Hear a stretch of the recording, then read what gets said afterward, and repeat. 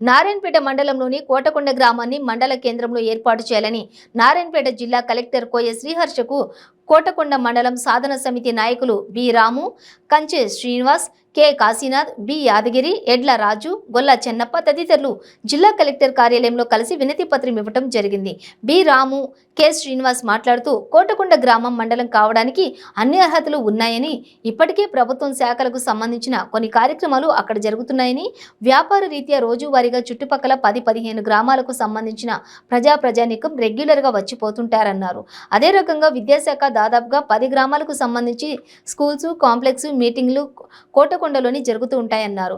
ఇన్ని వసతులు కలిగినటువంటి కోటకొండను మండలం చేయాలని డిమాండ్ చేయడం జరిగింది. కోటకొండ మండల సాధన సమితి తరఫున మాట్లాడేది ఏంటంటే, ప్రధానంగా 104 రోజులుగా కోటకొండ గ్రామ పంచాయతీ కేంద్రంగా దీక్షలు నడుస్తున్నాయి. మండలాన్ని త్వరగా ఏర్పాటు చేయాలని చెప్పి మండల సాధన సమితి యొక్క ప్రధానమైనటువంటి డిమాండ్. ఎందుకనంటే నారాయణపేట మండలం ప్రధానంగా 130,000 140,000 జనాభా కలిగి ఉంది. ఈ దాంట్లో ప్రజలకు సంబంధించిన సౌకర్యాలు సులభంగా పొందే అవకాశం లేకుండా పోయింది. దీన్ని 2గా విభజించాల్సిన అవసరం మండలాల పునర్వ్యవస్థీకరణ, జిల్లాల పునర్వ్యవస్థీకరణ సందర్భంగా చేయాల్సి ఉండే. కానీ ఆ రకంగా చేయకపోవటం వల్ల ప్రజలు తీవ్రమైనటువంటి నష్టానికి, ఇబ్బందులకు గురవుతున్నారు. అందుకోసం అని చెప్పి మేము 2016లో కోరినాం, అదే రకంగా 2018 ఎన్నికల సందర్భంగా అడిగినాం.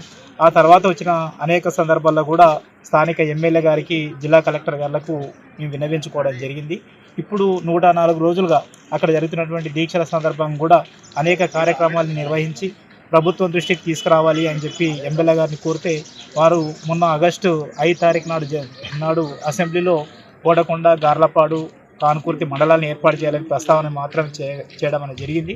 ప్రభుత్వం దీన్ని పరిగణలోకి తీసుకొని అంటే స్థానిక ఎమ్మెల్యే కానీ తర్వాత ప్రజలందరి అభిప్రాయం మేరకు మండలం ఏర్పాటు చేయాలని చెప్పి ఈరోజు జిల్లా కలెక్టర్ గారిని కలిసి ఈ సందర్భంగా మేము మండల సాధన సమితి తరఫున